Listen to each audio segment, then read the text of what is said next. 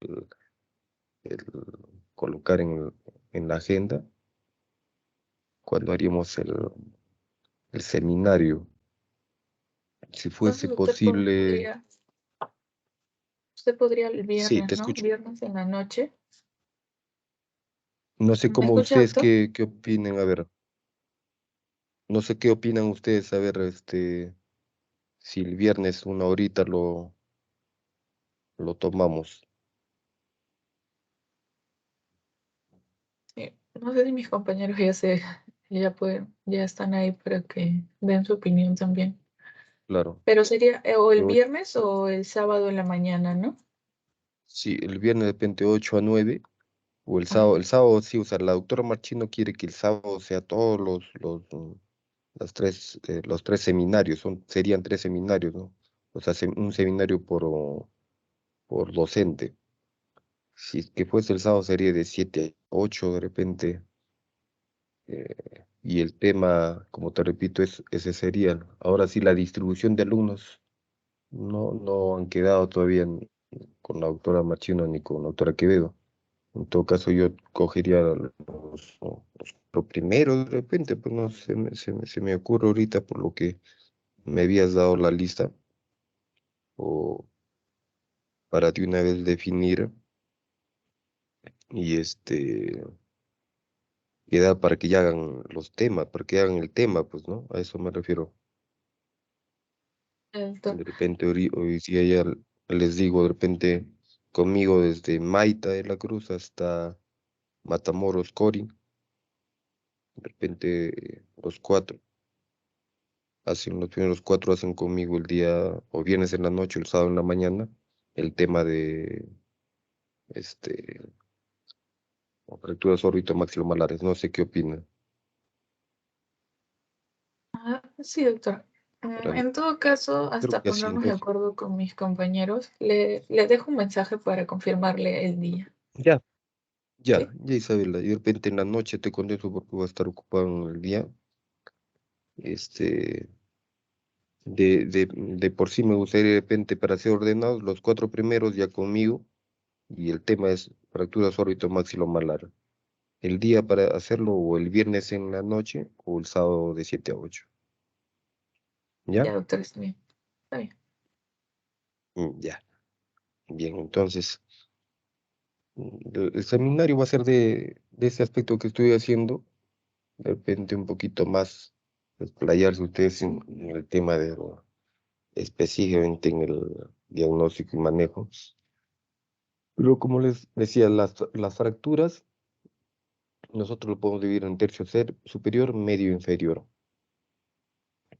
Lo que más operamos, lo que más vemos es el tercio medio, y ese tiene bastantes clasificaciones. Vamos a ver solamente algunas.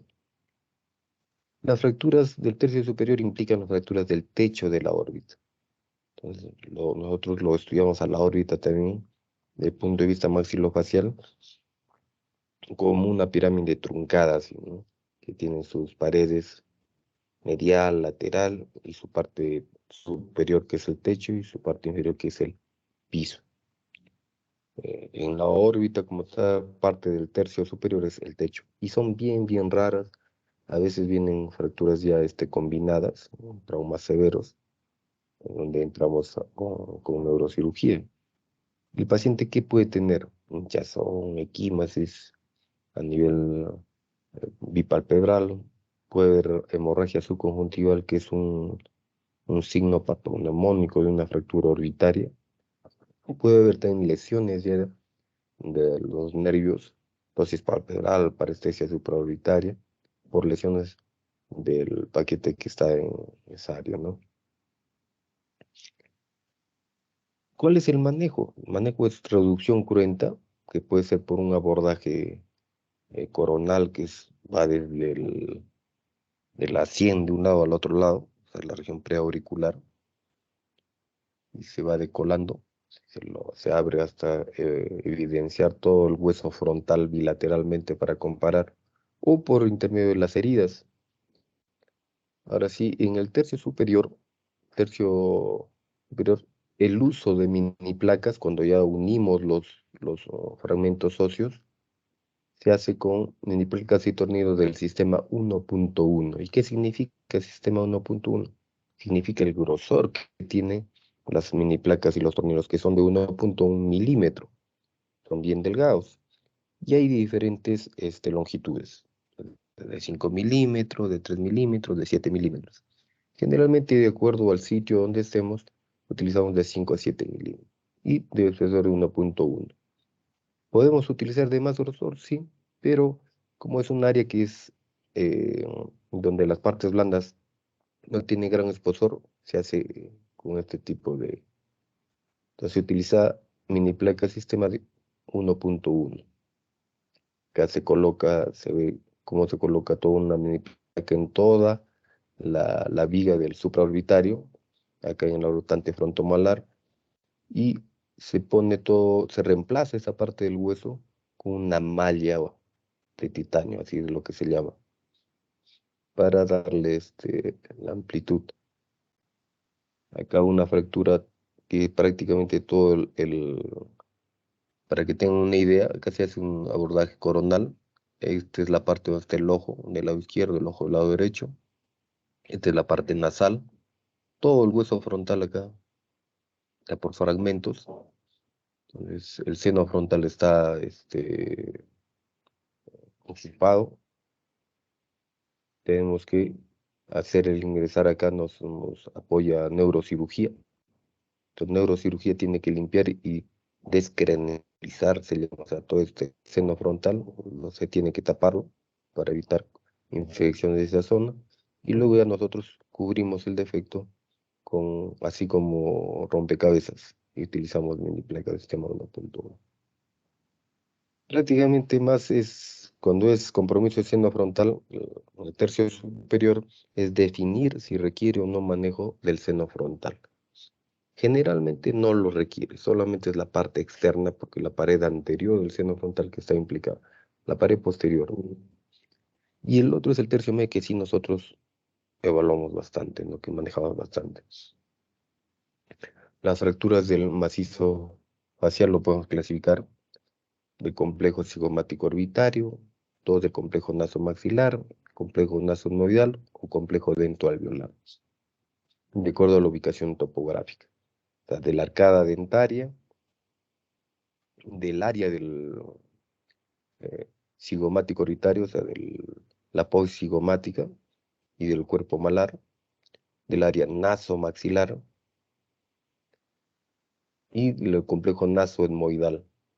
El complejo nasoetmoidal es la parte más difícil del manejo, porque son estructuras pequeñas de los huesos propios de la nariz con la apófisis ascendente del hueso maxilar y el canto. A veces se fractura y se rompe el canto, entonces el ojo se direcciona hacia los lados, el paciente puede tener diplopía y puede haber una alteración como hemos visto en la foto anterior, que es bien difícil de solucionar. Lo que más nosotros vemos es el complejo cigomático orbitario o maxilomalar. Hay otro tipo de fracturas específicas que son de la órbita misma, que generalmente se dan cuando hay un golpe directo al ojo. En este caso acá una bola de béisbol, pero puede haber un golpe directo, están peleando, y el ojo mismo es el que fractura las paredes de la órbita. Y las paredes que más se fracturan es el piso de órbita o la pared medial.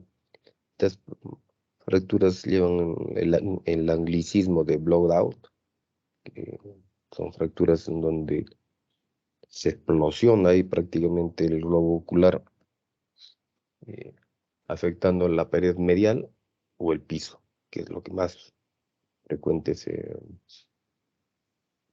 lesiona, ¿no? ¿Y qué sucede? Que el contenido de la grasa o de repente el músculo recto inferior descienden hasta el seno maxilar o se atrapa también el músculo recto inferior, de tal manera que el paciente puede tener diplopía, puede tener un hematoma periorbitario, en oftalmos, puede haber un atrapamiento muscular, o sea que le dices al paciente que mire para hacia arriba y no lo puede hacer en el ojo. O puede ser que el paciente no tenga absolutamente ningún síntoma y que sí se vea que hay una herniación del contenido orbitario del seno maxilar y el paciente de repente no tiene ningún síntoma, pero pasado de repente 15 días, 20 días, recién se va a evidenciar porque va a haber la grasa orbitaria va a disminuir de volumen, porque el edema que tuvo primero hizo que no se notara tanto, pero después ya cuando disminuye el volumen, hay una pequeña atrofia ya de la grasa orbitaria, va a hacer de que el paciente empiece a tener ya diplopía o se evidencie el enoftalmo. Este es el signo patognomónico de una fractura de órbita, que es el signo de Rowe o una equimosis subconjuntival, una hemorragia subconjuntival. Pacientes con un traumatismo, y si lo ves el ojo que está rojo adentro, es un signo patognomónico de una fractura de las paredes de la órbita. O sea, si todo paciente no necesariamente va a tener síntomas con una fractura de pared orbitaria, ¿no? Pero el signo sí nos puede corroborar. Otro signo es el test de deducción forzada. Obviamente con anestésico, eso lo hacemos a veces y en sala de operaciones antes de operar al paciente, levantamos el ojo y vemos que está atrapado, ¿no? Y al final de la cirugía también se tiene que levantar el ojo para ver, corroborar que ya le hemos, obviamente, reparado toda esta zona y le hemos eh, retirado ese fragmento del músculo, ¿no? Y el manejo es de por sí restaurar el piso orbitario. Y lo restauramos con material de osteosíntesis, con una placa de piso de órbita de titanio. A veces podemos poner hasta injertos, implantes, eso es cuando es ya secuelar. Para eso es importante tener en cuenta la característica del piso de órbita, cómo es que se distribuye, lo dividen hasta en tres partes, pero tener en cuenta la anatomía, porque de repente 1 milímetro más o 1 milímetro menos el paciente puede tener diplopía o enoftalmos, que al final esa diplopía es bien difícil de tratar de manejar, que ya lo maneje el oftalmólogo con ya uso de lentes hasta que nuevamente se adapte. Y en pacientes donde hay traumatismos órbito-maxilomalares o donde hay implicancia de la órbita, es importante que nos den el permiso o el riesgo quirúrgico del oftalmólogo también. Pues antes de operar necesitamos que el oftalmólogo nos dé el pase, porque hay contraindicaciones quirúrgicas, ¿no? Un paciente con una lesión de retina, perforación del globo ocular y edema, no lo operamos. Entonces, el paciente pasa ya a la prioridad más es el ojo y después se veía la secuela de la fractura. Y ha pasado que en pacientes por el intento de operarlos se malogra la capacidad o la agudeza visual y puede haber problemas hasta médicos legales. Entonces, siempre tenemos nosotros que tener ahí el resultado de la interconsulta del oftalmólogo que diga que no hay ningún problema, no hay contraindicación quirúrgica. Y las fracturas de mala es lo que más frecuente vemos, ¿no? Hay un trauma directo en la región malar, que es el pómulo, donde puede producir equimosis periorbitaria, hemorragia subconjuntival, epixis, hundimiento del malar. Esas son las características más comunes que se dan en pacientes donde están afectados esta región.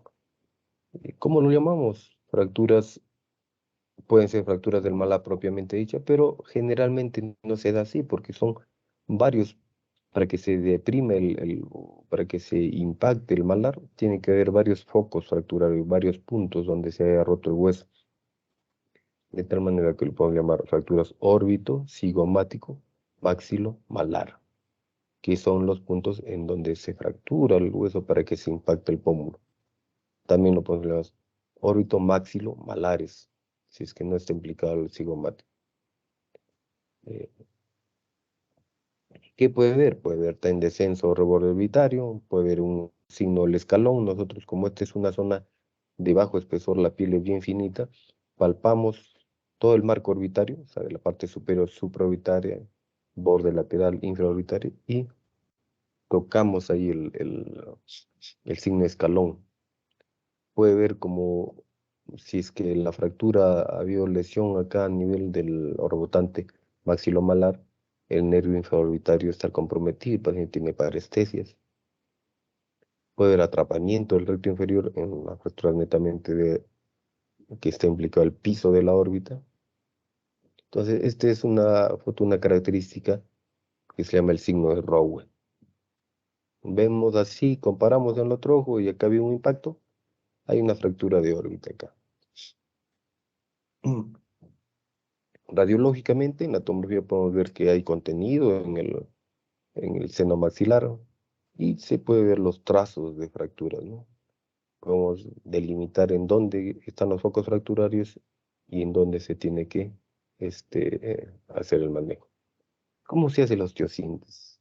En el tercio medio ya utilizamos un poco de mayor grosor, que es el sistema 1.5.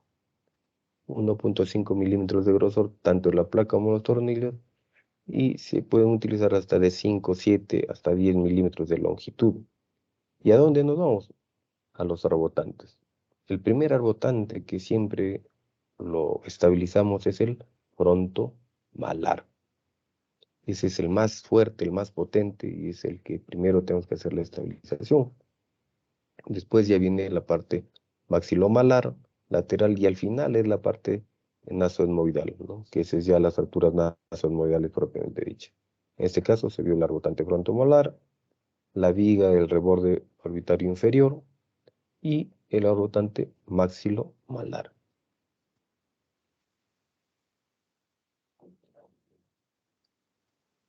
Otro tema puede ser las fracturas del arco cigomática, que pueden ser puras, o sea, solamente el paciente viene con una depresión a nivel de la región malar, pero preauricular. Y una característica es que el paciente no puede abrir bien la boca, hay atrapamiento del hueso mismo. ¿Y es por qué? Porque a la apófisis coronoides no puede subir acá en este área del foco fracturario. Ese es un signo indirecto de que hay una fractura del arco cigomático. Hay una limitación a la apertura. ¿Ok? O sea, hay esas dos cosas, hundimiento y limitación. Pero puede haber hundimiento y el paciente abre bien su boca, ¿no? Va a depender de la anatomía de su fosa cigomática, del área esta, que es el área infratemporal o la fosa cigomática. En algunos es más grande, en algunos es más pequeño. Depende de la anatomía. Pues, ¿qué se hace? Acá se hace un abordaje indirecto por vía temporal, es lo que usualmente hacemos, que es la técnica de Gilles, o puede ser directo en el trazo de fractura. Pero generalmente en técnica de Gilles se hace un corte, eso lo patentó Gilles. Él mismo fabricó su propio instrumento, pero nosotros utilizamos una pinza más grande, o es una PEAN o una Kelly misma, o un decolador mismo, donde entramos por el músculo temporal y levantamos la parte del cuerpo malar. Este mismo procedimiento también en forma de, eso se hace una palanca de primer grado. Este mismo procedimiento lo podemos hacer también por vía intraoral, de tal manera que la cicatriz quede intraoral. Acá se queda una cicatriz, pero en la parte del cuero cabelludo. Se hace una palanca igual y se lo levanta. Obviamente el efecto va a ser inmediato, se va a hacer a aperturar la boca y se va a ver que si lo abren. Y las fracturas nasales, como había manifestado, son fracturas que más lo manejan otorrino, ¿no? Y esas son las más frecuentes del macizo óseo. ¿Cuál es la fractura más frecuente del macizo óseo? Las fracturas nasales. Pueden afectar la parte ósea y cartilaginosa. El paciente ya viene con deformidad, epífisis, obstrucción nasal. Entonces, lo que hacen los otorrinos es, durante los primeros 7 días le hacen la reducción incruenta, con anestesia local, digitopresión, utilizan determinados dispositivos elevadores de la fosa nasal, colocan en su sitio los trazos de fracturas y luego se pone ya un taponamiento nasal anterior con su férula, su yeso. Y a los 15, 20 días ya le retiras. Y las fracturas netamente del maxilar que más frecuente vemos son las clásicas, de lo que se clasifican en LEFOR 1, 2 y 3. Si bien es cierto, LEFOR, René LEFOR, un eh, médico de los años de 1900 y tanto, eh, él clasificó esas fracturas en base a lo que veía en ese tiempo, que en ese tiempo obviamente no había automóviles, las fracturas o los traumatismos eran en carretas o de alturas determinadas, no había tanta velocidad como para ver traumatismos severos como serían actualmente. Sin embargo, él mismo hizo un experimento haciendo en cadáveres y de diferentes alturas, botando cosas pesadas, y lo que él veía lo, lo documentaba y hizo esta clasificación. LEFOR 1, una fractura leve, fractura horizontal de toda la región dentoalveolar. LEFOR 2, la piramidal. Y la LEFOR 3, ya hay una disyunción, una separación craneofacial, ¿no? Entonces, la LEFOR 1 es una fractura horizontal, está por encima de los alvéolos dentarios, van afectando todo el seno maxilar, el septum nasal, el hueso palatino, y lateralmente se va hasta la región pterigoides, la región pterigomaxilar. Esas son las LEFOR 1, las clásicas. Generalmente no vemos así puras actualmente, pero lo que el documento, el manejo, se hace con osteosíntesis en la región maxilomalar o nasomaxilar, con placas y tornillos, sistema 1.5. A veces pacientes éntulos se les colocaba alambres directos de un lado a otro, eso ya no hacemos, está proscrito. Las fracturas tipo 2 son forma piramidal, como una pirámide. Ya foco fracturario, el trazo va desde los huesos propios nasales del septum y va por la pared medial de la órbita, al reborde orbitario, y pasa por la sutura maxilomalar hasta la parte de la región pterigomaxilar, la piramidal. Igual el manejo es con ni placas y tornillos, sistema 1.5. Y las Lefortes son las más severas, esas sí vemos en la actualidad en accidentes de tránsito severo, donde prácticamente el neurocráneo se separa del viscerocráneo y el foco fracturario va entre la región frontomalar y todo lo que es la parte nasal, la sutura nasofrontal, la pared medial de la órbita, la fisura ya orbitaria superior e inferior, hasta la pared lateral de la órbita y la sutura frontomalar y cigomático malar. Esto ya el manejo quirúrgico implica un poco más de la técnica, hacer un corte que va desde la región preauricular hasta el otro lado, que es abordaje coronal, y desguantar toda esta zona, porque además de este tipo de fractura probablemente hay una fractura nasoetmoidal, que son las más complicadas y las últimas que nosotros hacemos las reparaciones. Entonces, ¿cuáles son los objetivos? Restaurar la oclusión fisiológica. En toda fractura, tanto del tercio medio o tercio inferior, que más vemos, nosotros nos guiamos en dejar una oclusión fisiológica. ¿Qué significa oclusión fisiológica? La oclusión que tuvo el paciente antes del traumatismo. Es su mordida así como la tuvo. Obviamente tenemos que restaurar todos los soportes esqueléticos, que son las vigas y los arbotantes, así como lo tuvo anteriormente, tanto en el alto, ancho y provisión anteroposterior, o sea, en las tres dimensiones, axial, coronal y sagital. A veces son pacientes que ya tienen alteraciones del desarrollo del crecimiento del macizo óseo, y obviamente nosotros no vamos a pretender hacerlo, colocar en su sitio lo que no estuvo anteriormente así, ¿no? O sea, no hacer una cirugía ortognática, se puede decir. Si no se hace como el estado premórbido, o sea, el paciente como estaba. De repente, a veces pacientes que tenían la mandíbula un poco más hacia afuera o hacia adentro, tienen que continuar igual, ¿no? Si es que se va a reconstruir la parte blanda, tenemos que ver bien la parte esquelética y lo ideal es hacerlo en forma anatómica, lo más preciso posible. Y eso se hace en los primeros 7 a 10 días.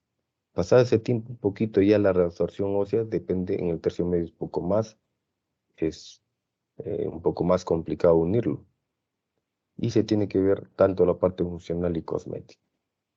El tratamiento debe ser individualizado. Pero primero vemos la parte funcional y luego vemos la parte cosmética. Hay pacientes que de repente no tienen ningún problema funcional, pero cosméticamente hay algo ahí, que hay una depresión que va a influir en ellos, entonces se tiene que preparar. O de repente el mismo paciente dice, ya no, ¿para qué me va a operar si es que estoy viendo bien, muevo bien mis ojos, tengo buena apertura y un poco está hundido nada más, nadie se va a dar cuenta tanto? Entonces, son pacientes con fracturas que no tienen una indicación quirúrgica desde el punto de vista funcional, sino cosmético. Y al revés, ¿no? Hay pacientes que funcionalmente están alterados, a veces el paciente no quiere operarse. Se le tiene que explicar bien cuál va a ser la secuela posterior. Por eso que el tratamiento debe ser individualizado.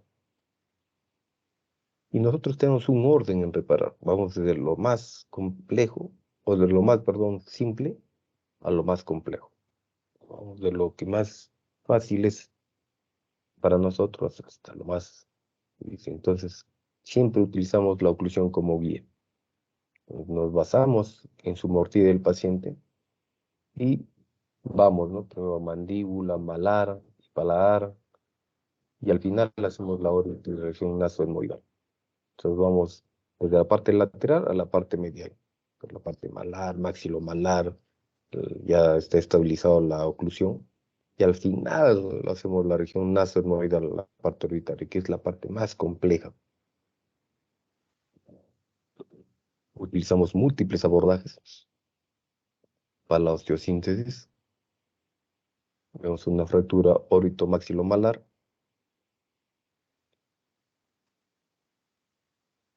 No sé si alguien me puede decir, a ver acá qué arbotantes están implicados, cómo me podrían definir esa tomografía, que es una reconstrucción volumétrica ósea. A ver, alguien, eh,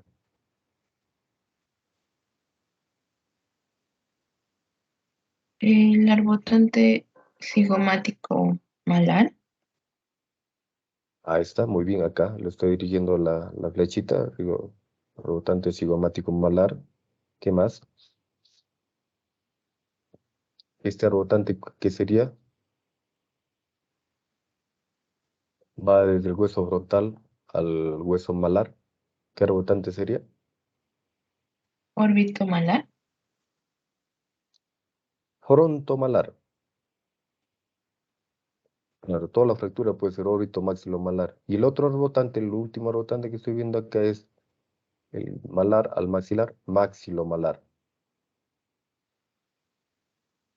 ¿Y qué viga está alterada? Esta viga, el reborde orbitario inferior, no está desplazada. Acá si es que ven, ya es un poco más ya específico, ya de nuestra especialidad, ¿no? Vemos que el rebotante frontomalar está desplazado hacia adentro. El hueso malar está impactado con una rotación antihoraria, más o menos 25 grados. Eso ya es un poco más de especialidad. Acá se ve un poquito en perfil como una impactación del hueso malar. Entonces la secuencia de nosotros que tenemos que operarlo es levantar este cuerpo malar. Nuestra oclusión acá, en la oclusión se ve que no hay ningún problema dentro alveolar. Está bien la oclusión, entonces levantaríamos este cuerpo malar. Y acá hay una fractura también en el hueso cigomático. Se tendría que evaluar si es que lo reducimos en forma por vía oral y colocamos las mini placas en la región maxilomalar y en la región frontomalar. Acá se hace del reborde orbitario inferior, se va hasta la región frontomalar. Acá una fractura maxilar bilateral. Acá más o menos, miren, bueno, el paciente tuvo una fractura de huesos nasales, también acá está con su férula. Y en el lado izquierdo se ve una típica fractura Lefor 1, pareciera. Pero en el lado derecho vemos una combinación, una fractura Lefor 2, piramidal. Entonces la región más, nasal, medial, y va hasta la parte eh, posterior o de la región pterigoidea.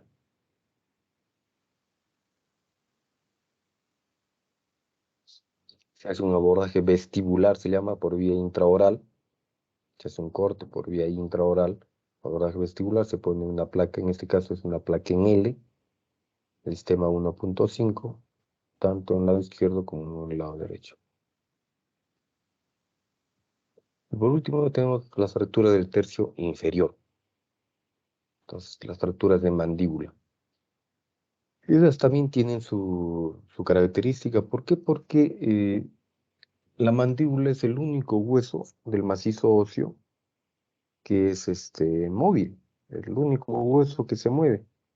Por lo tanto, está supuesta a diferentes fuerzas, diferentes tipos de fuerzas, la mandíbula y la región dentoalveolar, tanto el mandíbula como el maxilar. Entonces, las complicaciones, o la alteración funcional es importante, ¿no? En un estudio que se hizo, se ve que las fracturas mandibulares simples son más frecuentes sexo masculino, 38% de agresión física y 28.5% por caídas. Este estudio se hizo en pacientes donde más actual, ¿no? No es tan actual, pero en esta época ya estaba el SOAT ya vigente. Entonces se veía que más frecuente era por traumatismo por agresión física. Actualmente lo seguimos viendo así, porque como les manifestaba, no se da en pacientes con accidentes de tránsito, que es lo más frecuente. Pero lo más frecuente que vemos por agresión física o traumatismos laborales. En este caso, el paciente puede tener todos estos signos y síntomas. Y lo más evidente es que el paciente no puede morder bien, o porque no hay contacto, porque no puede cerrar bien la boca, o porque está desviado su mordida, o hay heridas, hay dolor, entonces hay signos de escalón, puede haber laterodesviación, de repente se fracturó el cóndilo y la articulación temporomandibular no lo puede mover y hay dolor ahí. Entonces, puede haber lesiones tanto en la mucosa como en partes blandas de piel. Entonces, tenemos que ver en base a la oclusión, hacer el examen físico. Y a tener en cuenta que los puntos débiles en la mandíbula es el tercer molar, el alvéolo del diente canino y el cuello del cóndilo. Específicamente la mandíbula tiene esos 3 puntos a tener en cuenta, que ahí es donde se produce la mayor frecuencia de fracturas, en el ángulo mandibular y en las fracturas subcondilias. Ejemplo, una fractura subcondilia derecha y parasinficial izquierda. Acá ya es en el acto quirúrgico, se ha hecho un corte para exponer aquel foco fracturario, la región subficiaria. El paciente se ve una laterodesviación. Fractura parasinficial derecha y subcondilia. Paciente se ve con una asimetría, un edema en el lado derecho y en la región sinficiaria se ve el signo de escalón con equimosis. Este es el famoso signo de escalón.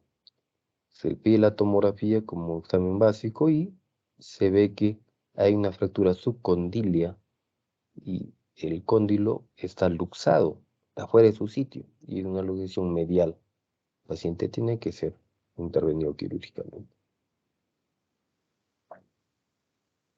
Otro caso, una fractura, un paciente con una mordida abierta anterior, no puede cerrar. Entonces, un signo no patognomónico, pero para que tener en cuenta es como médico general, de repente ojalá que se puedan acordar. Todo paciente a veces, o la mayoría de pacientes que tienen un golpe en la región sinficiaria, y se hace un corte. Al hacer el corte ya te indica que la energía ha sido alta y ha tenido que romper el hueso, el- las partes blandas de la región sinficiaria. Entonces, si vienes un paciente con un corte ya acá en la región sinficiaria, un golpe ahí, y el paciente está con una mordida abierta, o sea, no puede cerrar, no lo puede unir los dientes de la parte anterior, eso se llama mordida abierta anterior, lo más probable es que tenga una fractura subcondilla o condilla y bilateral. Entonces, para eso hacemos el famoso signo del silencio condilio, ese que es patognomónico, las fracturas subcondilias. ¿Qué significa? Si tú pones tu dedo ahorita en la región preauricular y abres tu boca, vas a sentir ahí como el cóndilo se va saliendo, que eso es normal, ¿no? Abran y cierran su boca y tóquense ahorita en la región preauricular, van a ver cómo hay el movimiento de entrada y salida del cóndilo, eso es lo normal, pero cuando no sientes eso, si el paciente trata de abrir su boca y no se siente con el dedo, con el pulpejo del índice, no lo sientes que te está empujando algo que es el cóndilo, eso se llama signo del silencio condilio. Por ejemplo, un trauma severo donde hay compromiso tanto de parte blanda como tejido óseo, tercio inferior. A este tipo de fracturas de hueso se llaman fracturas panfaciales, cuando está implicado como mínimo 2/3, o sea, tercio medio, tercio inferior en este caso. La fractura del cuello cóndilo con una radiografía panorámica o una frontal anterior tranquilamente se puede detectar. Acá se ve el cuello. Fracturas complejas mandibulares. Entonces, un paciente con inestabilidad de la mandíbula sí va a requerir una intubación orotraqueal hasta que se resuelva el caso y luego voy a retirar el tubo. Las fracturas parasinficiales y de ángulo. Fractura de ángulo y parasinficiaria. Acá, además, una fractura es bien rara, es menos del 1%, pero se puede dar. Acá por influencia del músculo temporal que causó la tracción.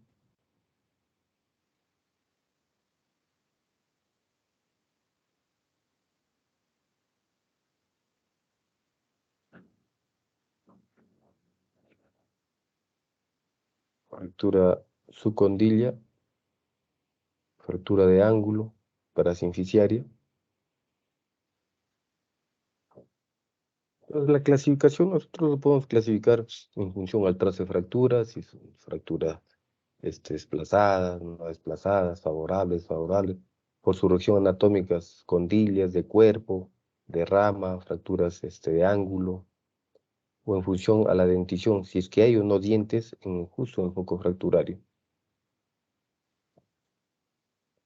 Lo clasificamos de acuerdo a haya o no dientes en el foco fracturario como clase 1, 2 y 3. Las fracturas mandibulares, las que más frecuentes son en el ángulo, cerca del 30.9%. Esas son las fracturas a nivel también internacional. Lo que más vemos son las fracturas de ángulo. Luego le siguen las fracturas subcondilias. En niños es mucho más frecuente las fracturas subcondilias. Acá una gama de manejos en pacientes con fracturas. Siempre tenemos que estabilizar la oclusión. Acá utilizamos, por ejemplo, estos dispositivos de acero que son los arcos de Erich. Los ponemos tanto en la mandíbula como en el maxilar, unimos con alambres de acero para que sea la mordida fisiológica que tiene el paciente y luego ya les ponemos las mini placas y tornillos. ¿Y qué mini placas y tornillos? Nos ponemos las del sistema 2.0 o 2.4, que es el grosor. Se utilizan más gruesas porque, como les decía, se tiene que dar más estabilidad a la mandíbula o hueso móvil, ¿no? Las fracturas por barra de metal, proyectil de arma de fuego. fracturas subcondylias por proyectil de arma de fuego, fracturas combinadas del tercio medio con el tercio inferior. Entonces el manejo siempre ha girado en lo mismo, ¿no? La inmovilización del foco de fractura. Tanto el tercio medio como el tercio inferior, antes hasta se utilizaba dispositivos externos para la retracción que se tenía. Obviamente utilizamos determinados vendajes hasta llegar a la actualidad de utilizar mini placas y tornillos. El objetivo principal, restaurar la normoclusión y funcionamiento de la mandíbula. Tenemos que la oclusión fisiológica, lo que tenía el paciente, y los movimientos de la articulación temporomandibular. Se tiene que reducir en forma anatómica, fijar la estructura hasta la curación y evitar las posibles complicaciones. Como es un hueso móvil, si es que no se hace una correcta osteosíntesis, una correcta unión, puede ser que los fragmentos empiecen a moverse y producir microfracturas. Pueden formar pseudoartrosis, infecciones, osteomielitis, e inclusive que el material de osteosíntesis se vaya a extruir, o sea, se vaya a retirar, a salir, ¿no? Para eso es importante saber la biomecánica mandibular. La biomecánica mandibular va a estar entre los músculos masticadores y los músculos depresores. Estos van a generar una acción vectorial conjunta en el trazo de fractura, de tal manera que de acuerdo a la dirección del trazo de fractura en la mandíbula, podemos considerar como una fractura favorable o desfavorable para su proceso de cicatrización. Estos términos a veces ha habido situaciones de discusión porque decían toda fractura es desfavorable, ¿no? O sea, no hay ninguna fractura que sea favorable. Lo que pasa es que está encaminado más, el concepto está encaminado en base a la cicatrización, ¿no? Una fractura favorable me indica que va a ir bien su pronóstico en la cicatrización con respecto a una desfavorable. Pero obviamente no desde el punto de vista de que a todo paciente que tiene una fractura pues es algo desfavorable en su estatus performance, ¿no? Y acá es una característica de una fractura favorable o una fractura desfavorable. Fractura favorable, como vemos, va de atrás hacia adelante, de tal manera que este trazo de fractura va a permitir que los músculos del cierre, pues el macetero con los pterigoideos, unan este foco fractural. En cambio, una fractura que va de adelante hacia atrás va a hacer que los dos focos los dos fragmentos del foco fractural vayan en direcciones contrarias. Pues acá hay que tener bastante en cuenta cuando se utilicen las mini placas. Y para eso ya se hizo un estudio de biomecánica y se veía que la parte superior es la que ejercía mayor tensión, o sea, se separaba más del componente, y la parte inferior o basal es la que más sufría la compresión. A tener en cuenta cuando se colocaban colocan los tornillos. Entonces el manejo nosotros lo podemos hacer de una manera cerrada o abierta. Cerrada es cuando no utilizamos cortes o abordajes intraoral o abordaje extraoral. Simplemente hacemos un bloqueo, se llama. ¿Y cómo se llama el bloqueo? Unimos el maxilar con la mandíbula y eso se llama bloqueo maxilomalar. Y ese bloqueo maxilomalar lo podemos hacer de dos maneras, utilizando en este caso como la foto tornillos o utilizando arcos de Erich, que son los que había mencionado anteriormente.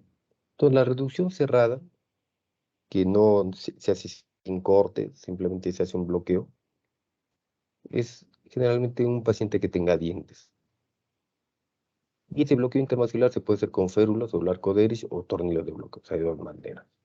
En pacientes que no tienen dientes se pueden utilizar lo que llaman los splints o los prótesis, un figador externo, generalmente con una prótesis se puede fijar ahí y unir o mantener unidos los dos. Pero se utiliza solamente este material. Un portaagujas, que es el portalambre, el arco de Erich, que es arco de acero, van a tener las dimensiones de las arcadas dentarias, superior e inferior, tu, ah, tu alambre de acero, tu cortador de alambre, y las bandas elásticas que a veces lo hacemos de sondas Foley, cortamos, y eso es lo que nos permite unir. Y lo otro es con tornillos de bloqueo, que es mucho más simple. se penetra el tornillo, se atornilla a cada lado y se mantiene el nivel. ¿Cuáles son las indicaciones? Fracturas favorables, no desplazadas. O sea, que tengan una fractura con una dirección que no se va a producir movimiento de los dos fragmentos o tres fragmentos, se hace una fijación intermaxilar nada más. Fracturas que sean de bastantes pedacitos, que es difícil de repente hacer la reconstrucción, lo podemos desvascularizar. Fracturas expuestas con pérdida de partes blandas, como parte previa, se puede hacer hasta que haya un proceso de cicatrización y después manejar la secuela.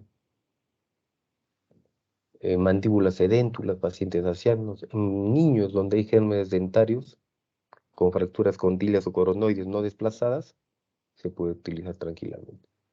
Pero ya si es que son fracturas desplazadas, fragmentos que impiden que ya el paciente funcione bien su articulación, entonces hacemos la reducción abierta mediante el uso de placas y tornillos del sistema 1.5.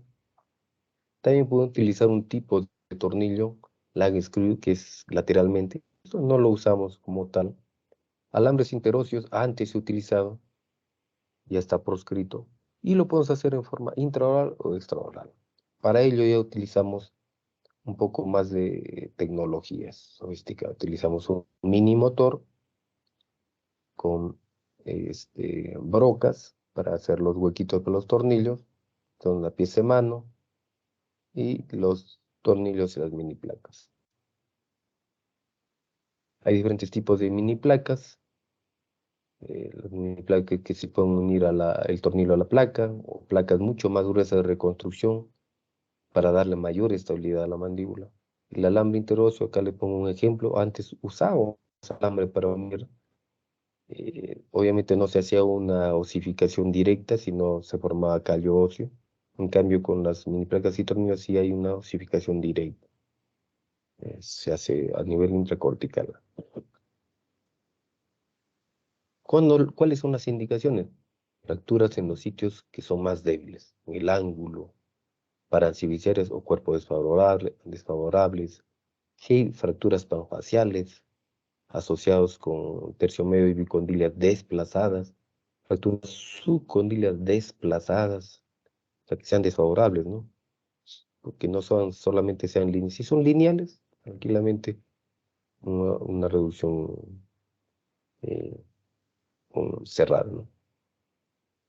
Fracturas muy desplazadas o en fracturas simples, pero hay una contraindicación por un problema sistémico, paciente epiléptico, o enfermedad psiquiátrica, enfermedades gastrointestinales, pulmonares, en donde si tú le haces el bloqueo intermaxilar, de repente el paciente vomita y no le podemos retirar rápidamente las bandas elásticas, el paciente se aspira, puede hasta tener una neumonía aspirativa, ¿no? Y la reducción abierta y o infectada y fractura mandibular maxilar edéntrica. Vamos a ver algunos casos clínicos. Una mujer de 42 años sufre un traumatismo facial. El paciente estaba manejando bicicleta, se produce un derrapamiento, se golpea la cara, la parte del lado izquierdo, y el paciente acude con limitación en la apertura, dolor, asimetría. Entonces, ¿qué le pedimos? Como examen físico, como examen de diagnóstico, imagen, tomografía. Asociado a eso, le pedimos una radiografía panorámica que no es inmediato. En emergencia no hacen radiografías panorámicas, pues fue ya para el estudio del caso, para evaluar si en la mandíbula tiene alguna otra alteración, ¿no? Propia del paciente. Y este es un tipo también de tomografía. Entonces, se llega al diagnóstico de que el paciente tiene una fractura subcondilia. Acá podemos ver todo el arco cigomático, y acá en su sitio está en la fosa glenoidea el cóndilo mandibular. En cambio acá el cóndilo está desplazado, no está en su fosa. Y en la radiografía panorámica se ve el cóndilo desplazado y en la tomografía corte coronal se ve una fractura parasinficiaria, lado derecho. Generalmente los impactos, a veces cuando hay un impacto, por la energía que se libera, por ejemplo, de acá de la región del ángulo, va a sufrir el cóndilo contralateral. Si a uno le golpean acá en el lado derecho y hay una fractura subcondilia, va a ser la fractura contralateral, o sea, del lado izquierdo. Si hay un golpe en la región sinficiaria, la distribución de la energía va a ser para los dos lados. Se puede fracturar los dos cóndilos. Pero como manifestaba, los puntos débiles en la mandíbula es el ángulo mandibular, o sea, de la tercera molar, y la región subcondilia. Entonces, previamente se hace una oclusión fisiológica, se lo coloca en oclusión fisiológica, se coloca el arco de Eris y se pone las bandas elásticas, que va a ser temporal nada más, y se hace un abordaje intraoral. Acá se ve el nervio dentario inferior, que es la rama mentoniana. Se coloca, siempre nosotros colocamos como mínimo 2 mini placas, en la región basal, en la parte del tercio medio, evitando obviamente las raíces de los dientes, y como mínimo 2 tornillos a cada lado.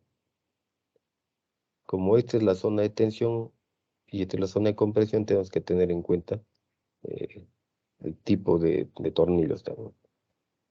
Y se hizo un abordaje preauricular para ver, este es el oído, es un abordaje preauricular para ver la fractura subcondilia y se coloca una mini placa, se ve acá. Entonces acá se ve ya la cicatrización, paciente apertura bien la boca, no tiene ninguna alteración nerviofacial, pero sí acá vamos a ver un pequeño gap acá que tendríamos que controlar a este paciente para ver si es que puede desarrollar una pseudoartrosis con el tiempo. Fractura múltiple mandibular. Un paciente con un accidente laboral donde tiene alteración de la apertura oral, tiene asimetría y dolor a nivel el ángulo izquierdo, se le pide una tomografía en macizo óseo y se ve que hay una fractura bilateral de la región subcondilia. Hay una fractura del maxilar,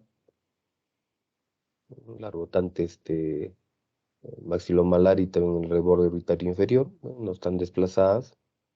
También tiene una fractura del ángulo mandibular del lado izquierdo, no desplazado.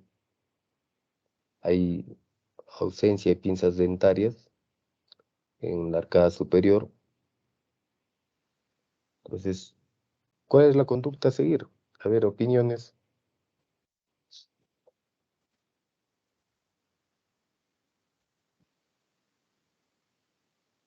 Una reducción cerrada. A ver otras opiniones.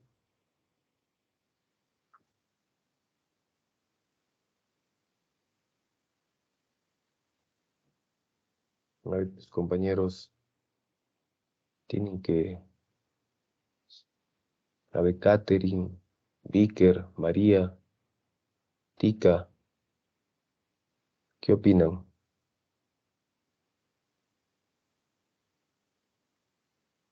Es un paciente con fracturas tanto del tercio medio como el tercio inferior. Ya se ha hecho un diagnóstico con imagen. ¿Cuál sería el plan quirúrgico? Compañera dice de la parte mandibular, una reducción cerrada, dice, ¿no? Manejo con reducción cerrada.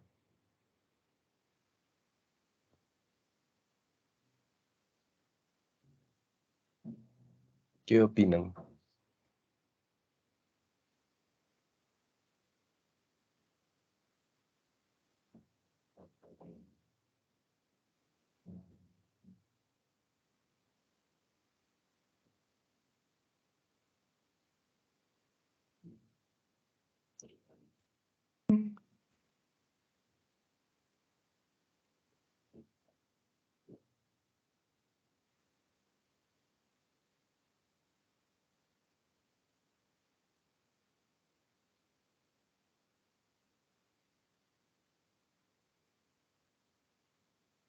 Doctor, puede ser una reducción abierta porque hay varias fracturas.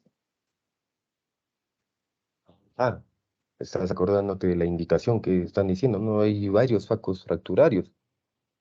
Esa es una indicación para reducción abierta, ¿sí? A ver, otra opinión.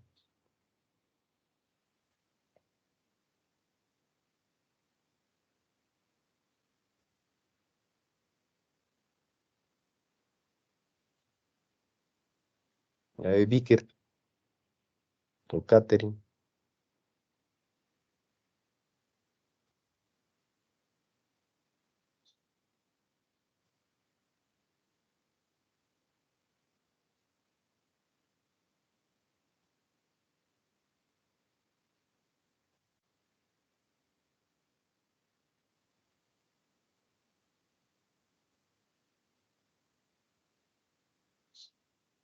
nada. Bien, me parece que tus otros compañeros no están en la clase. Esta fractura, si bien es cierto, como ha manifestado Isabela, tiene una indicación, sí, de manejo cerrado por múltiples fracturas, pero si se dan cuenta, acá esta fractura del arco, del ángulo mandibular no está desplazada y es una fractura favorable, pero sí tiene dos fracturas bicondilias. O sea, te hay una fractura bicondilia, dos cóndilos, que eso sí es para manejo abierto. Sin embargo, en este paciente se creyó conveniente hacerle solamente fijación intermaxilar, o sea, un manejo cerrado, viendo con un poquito el temor de que de repente no vaya a resultar sobre todo las fracturas condilias. ¿Por qué?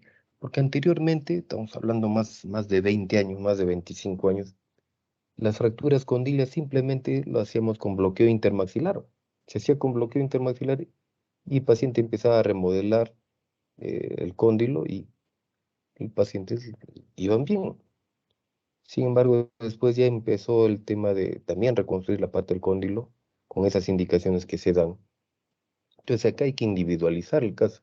Si bien es cierto que tiene indicación de algo quirúrgico, por lo menos de un solo cóndilo, se le hizo la fijación intermaxilar y en los controles a los 4 meses se vio que el cóndilo volvió a su sitio, tanto a los dos lados, y hubo una buena, correcta regeneración, este es en la panorámica. Entonces, cada caso se tiene que individualizar. Si bien es cierto, este caso es para discusión, siempre planteamos para discusión clínica, donde nunca va a haber un consenso.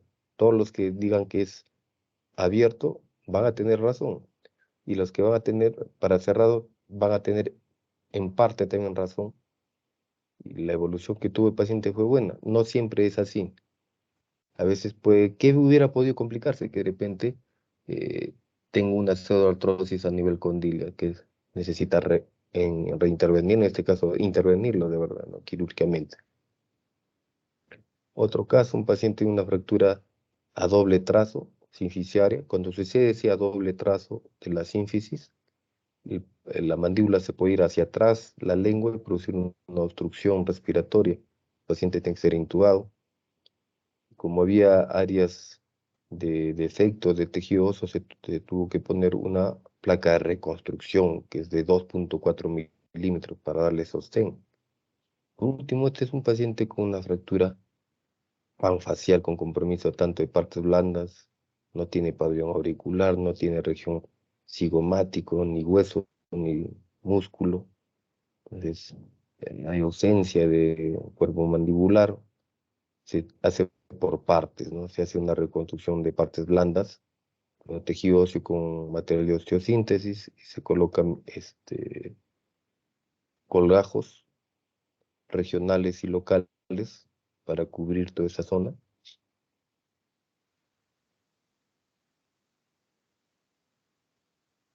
Entonces, ese es una reconstrucción mucho más compleja para después, en varias cirugías se tiene que nuevamente estabilizar al paciente. Por último, lo que es parte de las urgencias, que no tiene nada que ver con traumas, son los cuerpos extraños. A veces nosotros, anteriormente, hace unos 15 años atrás, siempre teníamos que hacer corte en el cuello para sacar este caso con un hueso, acá una prótesis dentaria, acá hasta chapitas, lapiceros. Pero actualmente ya con la gran capacidad que tienen los gastroenterólogos endoscópicamente pueden retirar todas estas cuerpos extraños. Muy, muy, muy rara vez entramos nosotros cuando hay un absceso. Inclusive cuando hay absceso se le retiran y se le pone un bypass salival, se llama, que es un tubito que se coloca para bypassear la saliva como tal, ¿no? Eso es con respecto al tema de traumatismos y fracturas maxilofaciales. ¿Alguna pregunta que quieran hacer?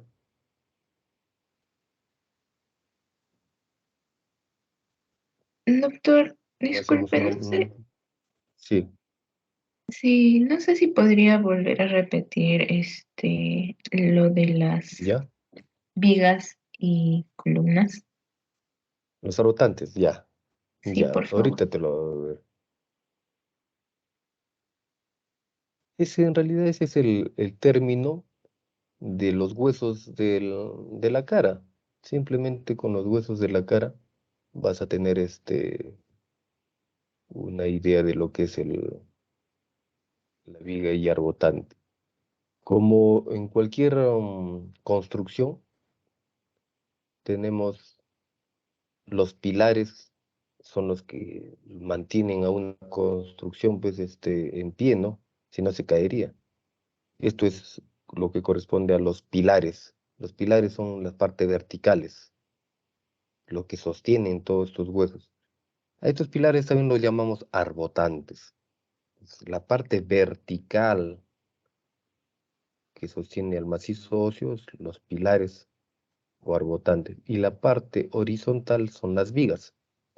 En respecto a las vigas tenemos la región supraorbitaria, en la parte de la órbita de encima, y la parte infraorbitaria.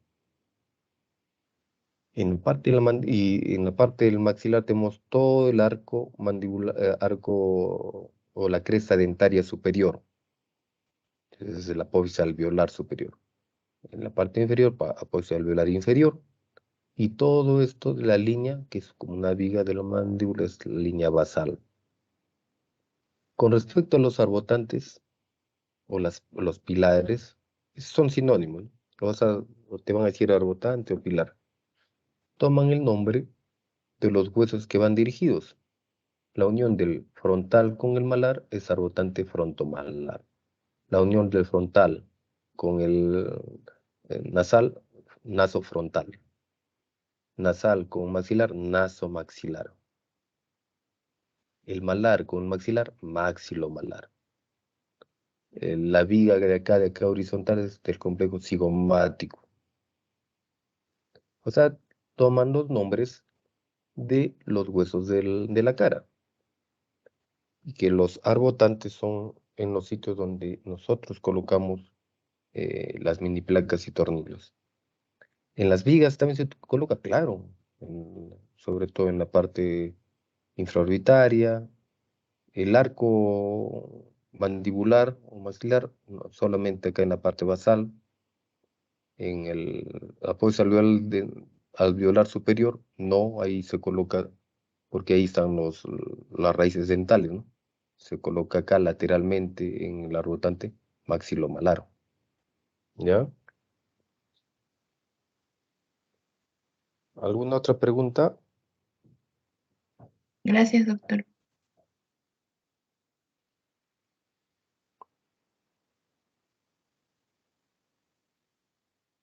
Alguno de tus compañeros creo que no están, Doctor, mi compañero Vicker dijo que se estaba hablando, pero no se le escuchaba. Vicker, ¿puedes prender bueno, tu audio para ver si ahora sí se te escucha?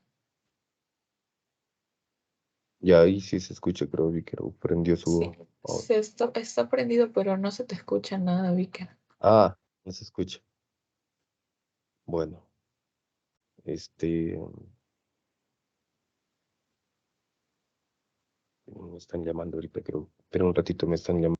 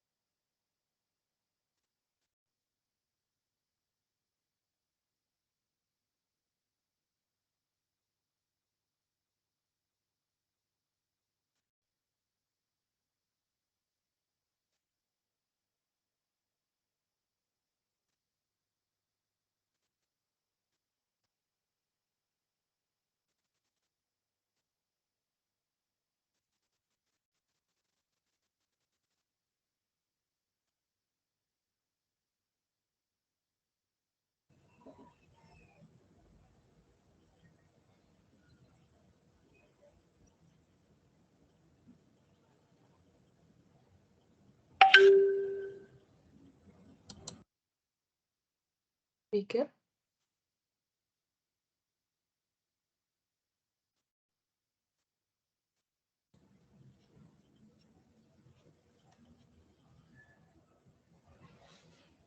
No, Aló, todavía no se te escucha, Víker. Solo se prende. no se escucha. Ajá. Sí, no se le escucha. ¿Algún otro? Si no, no se preocupe. Bueno, de repente algún otra opinión, si no ya vamos, hacemos un receso con la otra clase. Bien, miren, en conclusión, en forma general, en el área de traumatismos maxilofacial, lo que nosotros manejamos mayormente son las fracturas del macizo óseo, la parte ósea. A ellos los hospitalizamos para operarlos. Pacientes que tengan traumatismo de partes blandas es bien raro que se den, pero se dan. Son un poco más rápidos los manejos. En cambio, las fracturas a veces les operamos en un periodo de 15 días, 20 días, y el manejo, la mayoría de veces, es reducción cruenta más osteosíntesis. El examen básico que pedimos es la tomografía en 3 cortes, axial, coronal y sagital, con reconstrucción volumétrica para planificar la cirugía. Otra cosa, siempre tenemos que evaluar la parte funcional y nos basamos en la mordida, en la oclusión, tanto en el tercio medio como en el tercio inferior, y de acuerdo a eso definimos qué tipo de manejo le vamos a hacer, si es quirúrgico o no quirúrgico, ¿ya? Si no hay ningún otra pregunta u otra este, opinión, hacemos un receso para hacer el tema de tumores y quistes. También quería anomalías del cuello. Ya, se parece que ya no hay más preguntas. Ya. Entonces, nos vemos no sé cuánto tiempo quieren descansar. No sé cuántos están 2 nada más, creo. No los veo a sus otros compañeros. En todo caso, digan presente por el chat o levanten la manito. Presente, doctor. Ya, Rosa. Ya está, levantando la mano así todas. Creo que levantando la mano se... Ya, así creo que estamos más conectados. Ya, entonces, no sé, 10 15 minutos, ¿qué dicen ustedes? A ver, la primera que habla, o el primero que habla. Minutos, doctor. ¿Cuánto? 15 minutos. Ya, listo. Sí, por favor. Ya.